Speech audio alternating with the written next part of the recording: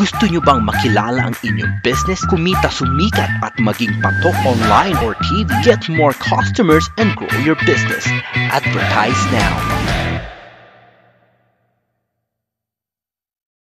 From the studios of Litter News Philippines, Errol Dakabe of Kamaong Asero.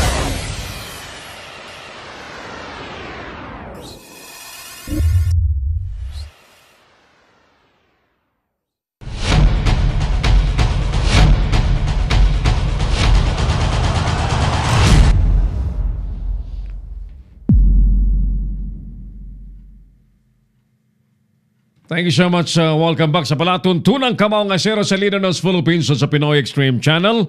At Happy New Year sa ating mga katropa dyan, mga boss, mga partners sa Pinoy Extreme Channel.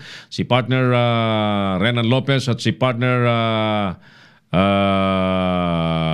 Nan Castillo. Ayan. Partner Norman Castillo ng Litter News Philippines at si Luis Aguilar. Hi, Luis! Happy New Year, Padre. Diyan sa studios ng Litter News Philippines. Ang broadcast kasi natin nagmumula sa studios ng Litter News Philippines papunta po sa Pinoy Extreme Channel. Ganun po ang teknolohiya ngayon. Magkakahiwalay po ang studios but we can go on air simultaneously, simulcast. Alright, kumusta si Doc Anacleto Bilyasa Milyendas? Doc Anacleto, I hope we can work together sa pamamagitan ng foundation mo, yung Beautiful Heart Foundation, at makatulong tayo sa mga nasa Bicol region. Doc, tawagan kita mamaya, no? Or please call me pagkatapos ng programa natin. Dr. Anacleto Bilyasa Milyendas. At nang mas malawak po ang ating matulungan, yung ating mga kaibigan, sige, mamaya na lang natin, kumustahin lang natin si Ma'am Cora Dado. Ayan, Ma'am Cora Dado at iba pang mga viewers natin palagi sa ating palatuntunan. Teka, may mga nag-react lang sa ating wall, sa ating survey question as to, pantay ba ang hustisya ngayon o palakasan pa rin? Ano po ang inyong pananaw? Si Pading Mario Cuprada nasa Doha, Qatar palan. Pading Mario, yan. Suportahin ining Mission Tabang Tugang Ta ng Litter News Philippines at Pinoy Extreme Channel at dadarhon mo sa sugod sa barangay mo mismo, no? And we assure you na makakarating yan sa mga dapat makatanggap ng tulong. Paring Idol, Happy New Year at sa mga lahat ng mga taga-subaybay ng Litter News Philippines. Si partner Bong David, si paring Bong David yan. Yan. Partner, yung oath-taking ng Philippine Online Broadcasters Association, gaganapin natin ngayong Enero. Come what may, Enero, gaganapin natin yan. Sana makauwi ka, no? Yung ating paring Bong David na sa yung parang nagsindi. Nagsindi ng kandila para mabuo ang Philippine Online Broadcasters Association na pinagkatiwala naman sa atin na pangunahan natin. Thank you sa mga kasama nating Board of Directors, paring Bong David, paring Gani Oro, Manoy Jun Burnasal, Manoy Roger Umeres, si partner Engineer Oliver Licop at ang inyo pong lingkod na nagsisilbi pong Board of Director President ng Philippine Online Broadcasters Association. Alright. Sige, pantay ba ang hustisya ngayon o palakasan pa rin? Ano po sa inyong palagay ang sitwasyon ng hustisya sa ating bansa? Si Errol Dakabe, ang Kamaong Asero. Puntahan muna natin yung ating wall kasi may mga nagre-react doon. Nahihiyang mag-react ng live dito sa ating palatuntunan. Okay, yan. Saan na sila? Saan sila? Ayan, dito. Ayan. Para mabanggit naman natin. Sabi ni Carmela ako, hindi pantay, palakasan pa rin. Ma'am Cora D. Dado, sabi niya, palakasan. It's nakakalungkot na katotohanan. Si Bro Tito Encarnacion ng Home Radio, ang sabi niya rito, depende kung saan ka nakapanig. Happy New Year, bro. Thank you, partner Tito. Kasama kami ni Tito for a while sa DCRJ 8 Media. Siya yung aming marketing manager and I used to be the news operations head. At yung station manager naman si partner paring Gani Oro. Idol Magal Montealegre, sabi niya, palakasan pa rin. Kung malakas ka sa nakapwesto, okay. Pero kung hindi, tiis ka. Sabi ni Magal Montealegre. Si Sir Magal ay isang sikat na radio anchor reporter yan sa DCMM. Nakapag-retiro yata ito si Magal. Si Idol, si Bossing Magal. Pearl John Iman Marcos, sabi niya, not so. Ayan. Parokya ni Skylander, palakasan pa din, sample na lang sa anak ni Faildon. Yan ang sagot ni reaksyon ni Parokya ni Skylander.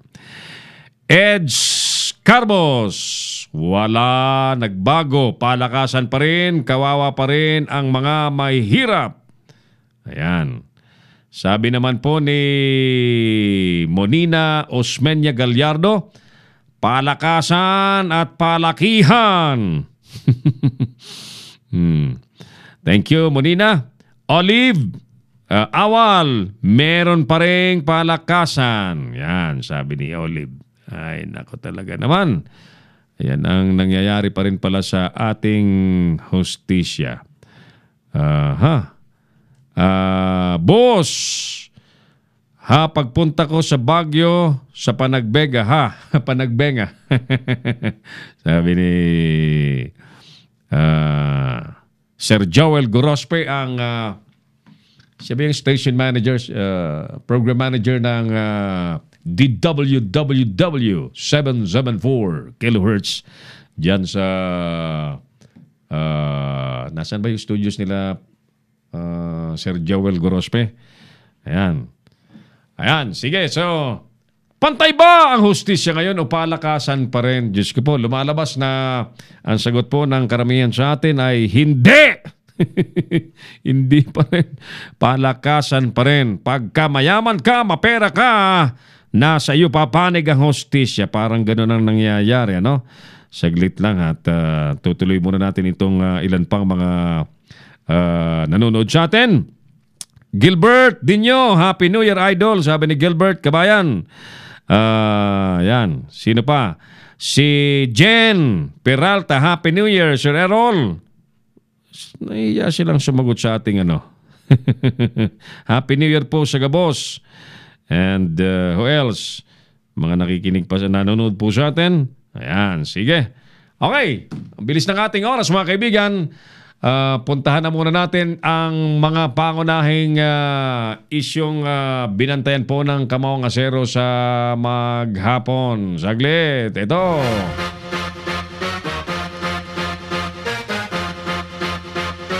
Pitongput isa na ang patay sa Sanhini Usman, 17 hinahanap pa. Tatay naglakad ng halos 10 oras para sa New Year celebration. 10 miyembro ng pamilya bangkay na ng kanyang maadatnan.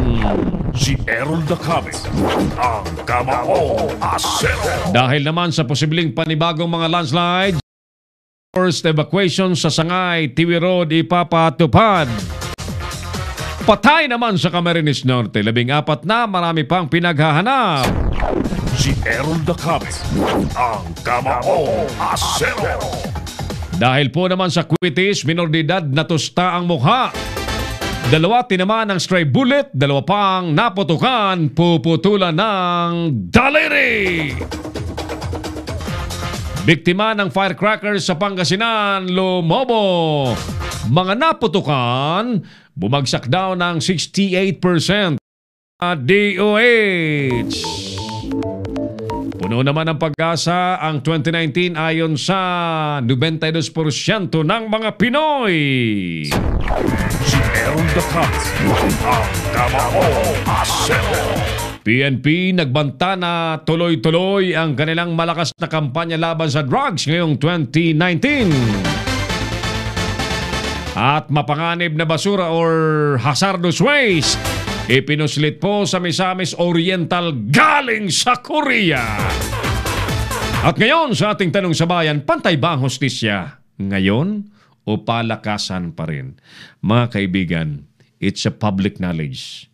Bagamat paiba-iba ang liderato po ng Supreme Court at yung ating bagong Chief Justice Bersamin ay nangangako ng credible na hudikatura, ay hindi po natin makita ang garansya na down the line sa mga korte, sa iba't ibang mga salas na hawak po ng kung sino-sino mga judges, ay talagang nagiging pantay ang pagtingin ng batas sa mga mamamayan, mahirap man o mayaman. Sa totoo lamang po, ay yan po, sagot nga po ng ating mga kababayan, obvious na base po sa kanilang opinion at perhaps mga karanasan, na maganda man ang intensyon ng namumuno, ay napakahirap pong gawing realidad sapagkat marami pong stakeholders na imbwelto at dapat pong sana nagiging katuwang, especially sa pagpapatupad po ng pantay-pantay na hustisya. Dahil po sa mga inhustisya, marami po ang nagkikimkim ng galit, marami po ang mga disgustado, marami po ang naglalagay ng batas sa kamay at may mga nagre-rebelde. Yan po ay dahil po sa inhustisya, dahil po sa hindi pantay na batas. Pangarap po ng Leader Nos Philippines ng Kamaong Asero sa Pinoy Extreme Channel at sa ating digital media platform na Leader Nos Philippines na very soon talagang maging pantay-pantay ang pagpapatupad at pagbibigay po ng hustisya sa ating bansa. At truly, yung image po ng justice system natin na isang babae na may piring, ibig sabihin wala pong kinikilingan, hindi po tinitingnan sa kung sino ang naapi at sino ang may kasalanan. Sana nga po ganon kapatas, ganon kapantay ang hustisyang maiparamdam ngayong 2019 sa mga Pilipino. O bueno, sa ngalan po ng ating mga katuwang sa Leader Nos Philippines at sa programang Kamaong Asero na napapanood po ng live sa Pinoy Extreme Channel. At ang ating studio, programa sa studio ng Leader Nos Philippines ay pinalilipad po ng ating Operations Head, Engineer Oliver Licop. Nakatuwang po natin sa labas ang dalawang masipag pong reporter natin, si Jose Coy Lara at si Ron Soriano, yung ating training reporter Ron Soriano. At salamat po sa lahat ng ating mga katuwang pa rin. Tayo po'y magpatuloy sa ating magandang adhikain. Suportahan po ninyo, patuloy pong ating panawagan.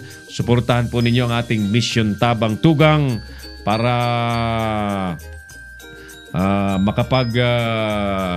makatulong po tayo makabangon ang mga nasalanta. No? Ang inyo pong mga donasyon ay pwede pong i-deposit po sa ating BDO Savings Account name, Errol Dacame, na may savings account number 103-700-46373. And we assure you, lahat pong mga donasyon po ninyo ay makakarating sa karapat-dapat na maabutan po ng tulong. Ako pa rin po ang inyong Kamaong Asero, si Errol Dacame. Maraming salamat. God bless Pilipinas. Inyong napanood ang mga batas na banat ni Errol Dacame sa Kamaong Asero. Abangang muli dito sa Leader Nos Philippines.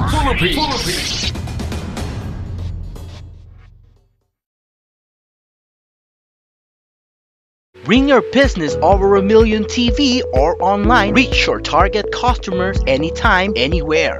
Your brand on TV or on the web. Get more customers and grow your business. Advertise now.